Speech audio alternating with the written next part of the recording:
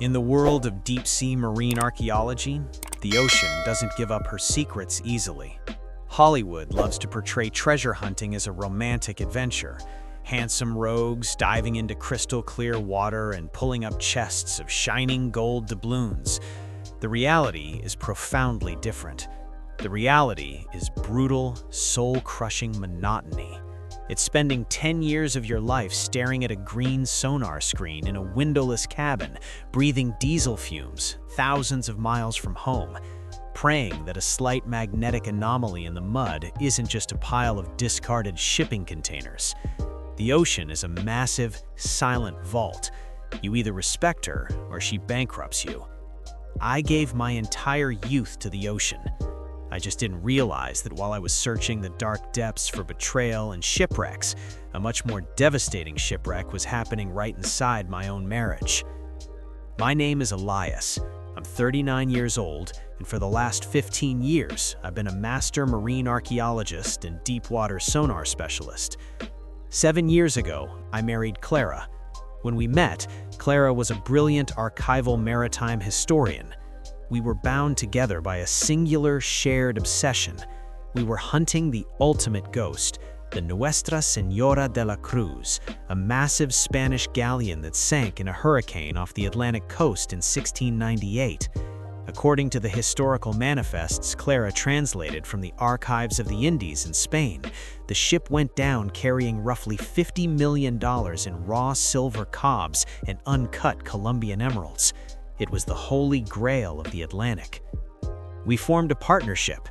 Clara spent her days in dusty libraries tracing centuries-old shipping routes and tidal drift patterns, while I spent my life out on the water. I poured every single dime of our savings, took out massive, high-interest loans, and mortgaged my own future to fund my small research vessel, the Seahound. I spent 6 months out of the year dragging a side-scan sonar array back and forth across a barren grid, sleeping on a tiny cot, eating canned soup, and slowly going crazy. But I did it for us. I promised Clara that when I finally found the Nuestra Señora, we would never have to worry about money again. We would open our own museum wing. We would be legends in the archaeological community. I gave her my unconditional trust and my absolute loyalty. But Clara didn't want to wait for a legend to be born in the mud. She grew exhausted by the struggle, the debt, and the smell of the ocean. She looked at my rusty ship and my calloused hands, and she decided she wanted the gold without having to endure the rust. She didn't want to find the treasure with me. She wanted to steal it from me. The shift in our marriage was like a slow, insidious leak in a ship's hull. It started quietly, barely noticeable, until you suddenly realized you were taking on heavy water.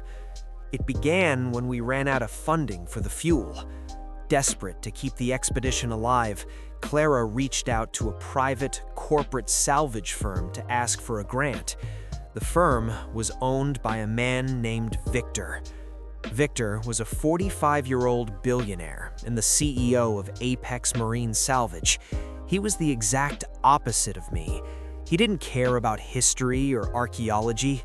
He was a modern-day pirate in a custom Italian suit. He owned a massive $30 million, 200-foot luxury salvage yacht equipped with military-grade drones, heavy dredging cranes, and a private chef. He spent his days destroying delicate coral reefs to vacuum up gold coins for his wealthy investors.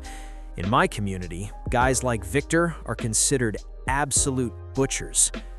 Suddenly, Clara was spending all her time at Victor's corporate headquarters in the city, claiming she was consulting to keep our funding alive.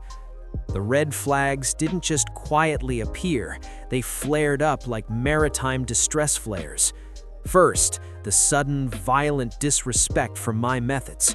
Clara started openly mocking my cautious archaeological approach. "Elias, you're moving too slow," she snapped at me over a satellite call, sipping a glass of wine in Victor's office.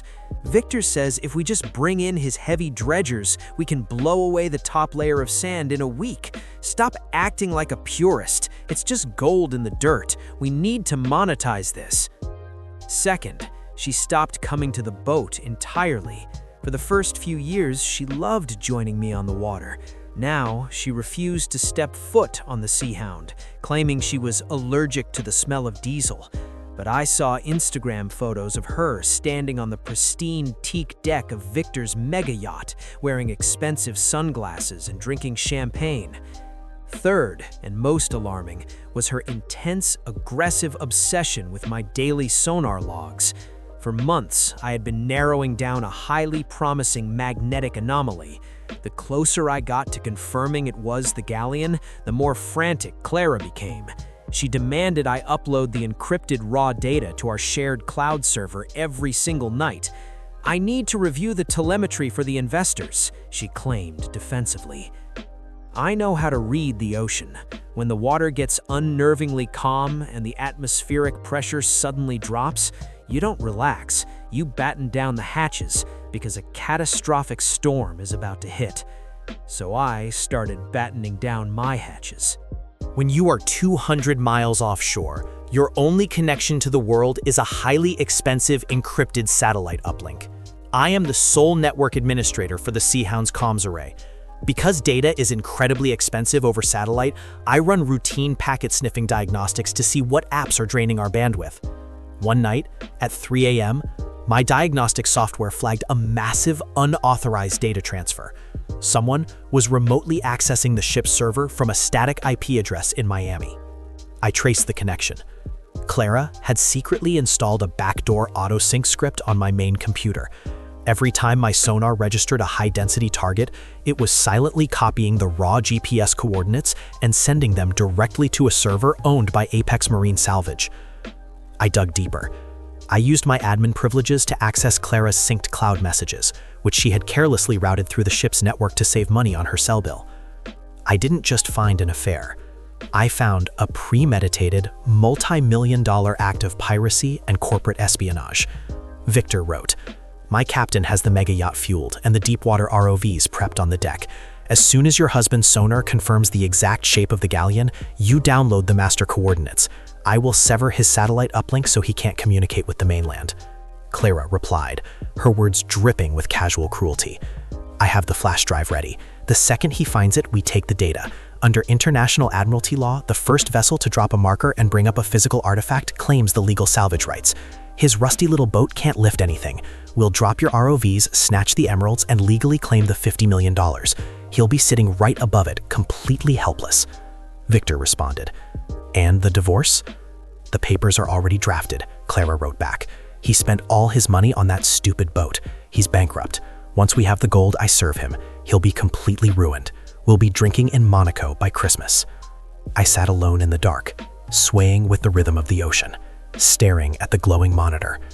My wife of 7 years was sleeping with a corporate pirate. Together, they were actively plotting to steal a decade of my blood, sweat, and sanity, hijack my $50 million discovery using a legal loophole, and leave me utterly destroyed, stranded in the middle of the sea. They thought I was just a naive, obsessive academic. They forgot that a marine archaeologist knows exactly how to navigate treacherous waters. And more importantly, I know exactly where the deadliest reefs are hidden. 3 days after I read those messages, the alarm on my magnetometer started screaming. I stopped the engines. I deployed my high-resolution side-scan towfish into the black water. For 6 hours, I mapped the ocean floor. And there it was, emerging from the digital static on my screen, sitting perfectly intact in a deep trench 800 feet down, was the unmistakable hull of the Nuestra Señora de la Cruz. I had found it. I had actually found the $50 million ghost. I wanted to cry. I wanted to call Clara and scream in triumph.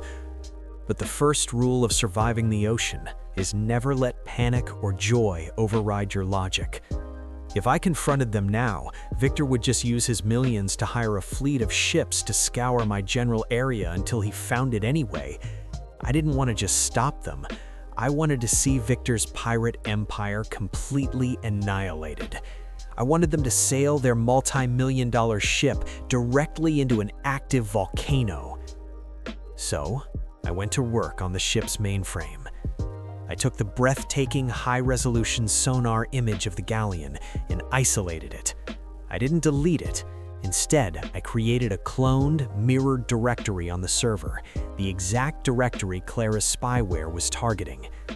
I took the real GPS coordinates of the shipwreck, encrypted them with a 256-bit key, and hid them in an offline, air-gapped hard drive in my safe. Then, I took the fake, cloned directory and I altered the metadata. I took the beautiful sonar image of the galleon and shifted the GPS coordinates exactly 45 miles to the northeast. To Clara and Victor, it would look like I had found the ship, but I knew exactly what was 45 miles to the northeast. It was a massive, highly classified, heavily restricted maritime sector known as the Naval Undersea Warfare Training Range.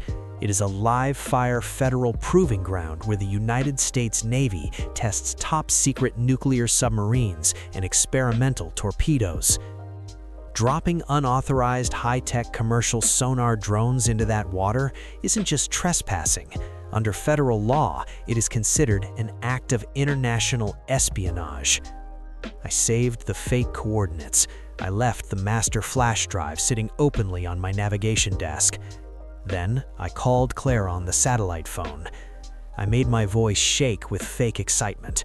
"Clara, I found it! I found the anomaly! I'm coming back to port to get the heavy winches." "Oh my God, Elias, that's amazing! Hurry home!" I could practically hear her salivating. I set a course for the mainland. I was letting the pirates board the ship, but they didn't know I was steering them straight into a minefield. When I docked the Seahound in Miami, Clara was waiting for me. She hugged me, kissed me, and poured me a glass of whiskey. "I am so proud of you, baby," she lied beautifully, looking over my shoulder at my boat. "You must be exhausted. Go take a long shower. I'll unpack your gear." "Thank you, Clara," I said, looking her dead in the eyes. "I couldn't have done this without you." While I was in the shower, the water running loudly, I watched through a crack in the door as Clara frantically dug through my navigation bag, found the master flash drive containing the fake coordinates, and shoved it into her purse. She texted Victor immediately. The moment she left the house to run errands, I went into overdrive. Under international admiralty law, finding a shipwreck isn't enough. You have to legally lay claim to it. You have to physically arrest the vessel. I drove straight to the federal district courthouse. I met with a highly specialized maritime attorney because I had the real air-gapped sonar data, the exact depth measurements, and the geological topology of the true site. We filed a sealed emergency admiralty claim. We officially arrested the coordinates in the name of my LLC. The federal judge granted me exclusive protected salvage rights to the Nuestra Senora. It was legally, undeniably mine. No one else could touch it. Meanwhile, Victor didn't wait a single second. The moment Clara handed him the flash drive, his massive 200-foot luxury salvage ship, the Apex Predator, roared out of the Miami harbor, burning thousands of gallons of diesel, racing toward the open ocean to steal my prize. They were so arrogant, so blinded by greed, that they didn't even bother to cross-reference the coordinates against an updated federal maritime hazard map. I went back to my rusty little boat, fired up the engines, and followed them out to sea, staying 20 miles behind them on the radar. I wanted front-row seats to the execution. I sat in the dark cabin of the Seahound, watching the AIS, Automatic Identification System, transponder data on my screen. Victor's massive mega yacht reached the fake coordinates right at sunset. They were parked dead center in the middle of the most restricted military water on the eastern seaboard. Through my long-range, high-frequency radio scanner, I listened to their unencrypted ship-to-ship comms. Victor's captain sounded nervous. "Mr. Sterling, We are showing some strange anomalies on the wideband radar. We might be in a restricted zone." "Ignore it," Victor barked over the radio. "The gold is right below us. I want both ROVs in the water right now. Start the heavy dredging pumps. We claim the site tonight." I listened as the heavy splash of $2 million commercial underwater drones hit the water. They were actively broadcasting active, high-powered sonar pulses into a top-secret submarine testing ground. It took the United States Navy exactly 12 minutes to respond to the threat. Suddenly, my radio scanner erupted into pure, terrifying chaos. It wasn't a civilian broadcast. It was a deafening, automated military warning over the emergency maritime channel. "Motor vessel Apex Predator. This is a United States naval warship. You are in direct violation of restricted federal waters. You have deployed unauthorized surveillance equipment in a classified zone. Cut your engines, kill your power, and prepare to be boarded. If you attempt to flee, you will be fired upon." Through my binoculars, 20 miles away, I saw the horizon light up. Two massive, heavily armed U.S. Coast Guard cutters, sirens blazing and floodlights illuminating the ocean, flanked Victor's yacht from the north. But that wasn't the terrifying part. Emerging from the fog to the south was an Arleigh Burke-class Navy destroyer, its massive gun turrets tracking directly onto Victor's ship. On the radio, Victor was screaming in absolute panic. "Wait, stand down. We are a private salvage company. We are looking for a shipwreck. This is a misunderstanding." "Apex Predator, surrender your vessel immediately. Armed teams are boarding." I watched the strobe lights as heavily armed tactical federal agents swarmed the deck of Victor's multi-million-dollar yacht. I imagined Clara standing there in her designer clothes, the champagne glass shattering on the teak deck as men with assault rifles threw her and her billionaire lover face down onto the deck, zip-tying their wrists. They thought they were pulling off the heist of the century. They didn't realize they had just invaded a United States military installation. I took a slow, deep sip of my cold coffee, smiled at the radar screen, and turned my boat south. I had a date with a real shipwreck. When you mess with the United States Navy, there are no apologies. There are only federal indictments. The fallout was an absolute scorched earth masterpiece. Victor and Clara were transported back to the mainland in federal custody.